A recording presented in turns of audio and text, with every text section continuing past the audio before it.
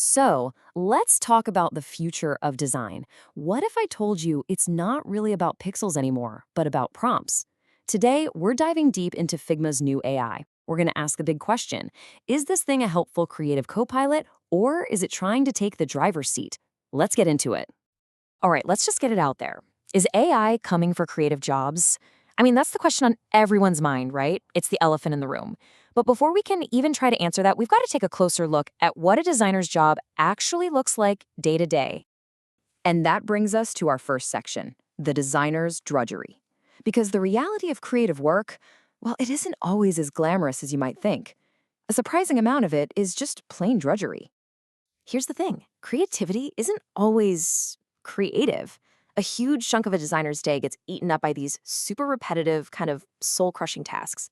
We're talking about all the grunt work that just has to happen before you can get to the fun stuff.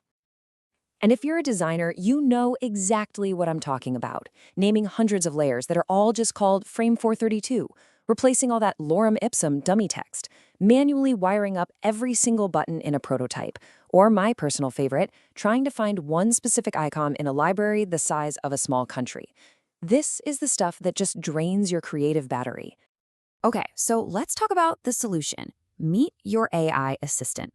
See, Figma's big idea here isn't to replace the designer, not at all. It's to give them an AI assistant to handle all that drudgery we just talked about. So what is Figma AI exactly? Well, first off, it's not some separate app you have to go and download. It's a suite of AI features built right into the design tool that pros at places like Netflix and Google use every single day. The goal is for it to act like a super assistant, something that understands simple text commands and just automates all the boring stuff, freeing up the humans to focus on the big ideas. You can really think of it as a new kind of partnership. The human designer, well, they're the creative director, the strategist. They focus on the big picture ideas and make the important calls. And the AI? It's like the perfect, tireless intern. It handles the tedious details, generates first drafts to get you started, and just keeps everything optimized and organized. Okay, so that all sounds great in theory, but how does it actually work in practice? Let's see how you can go from just a simple idea to a fully functional design. It all starts with a sentence, a simple prompt written in plain English, just like you're talking to a person. Something like, design a mobile landing page for a sushi restaurant with a dark theme. No code, no complex commands, just your idea. And the process is ridiculously simple.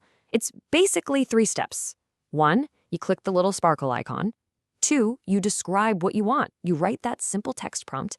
And 3, bam, you get a fully editable design dropped right onto your canvas. And I mean fully editable. This isn't a flat image. It's a real design file with all the layers that you can start tweaking right away.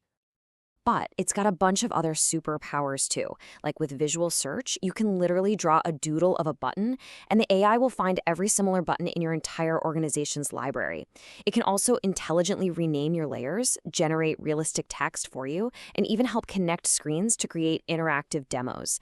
This is where the real productivity gains kick in. All right, I know what you're thinking. This sounds amazing, but what's the catch? Let's talk about the price tag and how you can get access. For now, the magic number is 0. That's right, free. Figma rolled these features out in a public beta, so anyone can try them. But that's not going to last forever. Once the beta ends, the AI features are going to be part of Figma's paid plans. You can see the likely pricing tiers right here. So my advice, enjoy the free trial while it lasts. But hey, while you're enjoying that free trial, we need to talk about some of the hidden risks.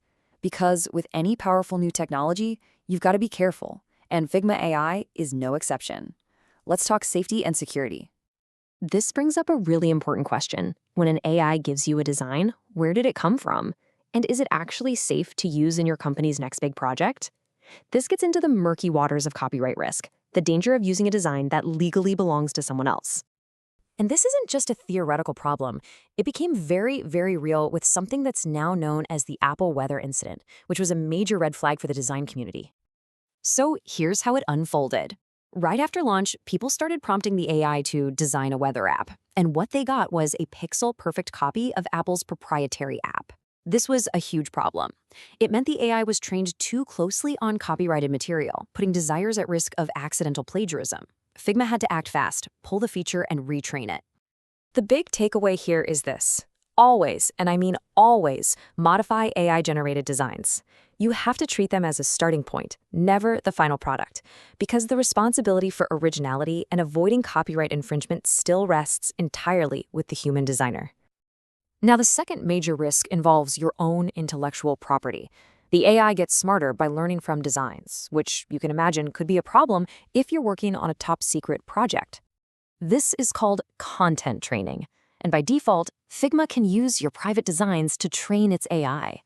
Now, for a freelancer, that might be fine, but for a company designing a secret new product, that's a total non-starter. The good news is you can and absolutely should go into your admin settings and toggle this off to protect your IP.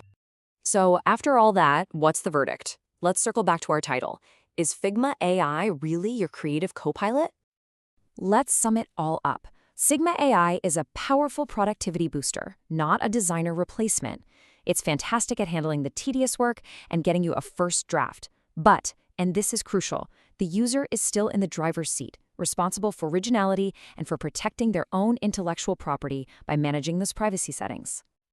And that brings us back to our very first question. Is this the end of creativity, or is it just the end of drudgery? It really makes you think, doesn't it? What do you think the future holds for designers in a world with AI?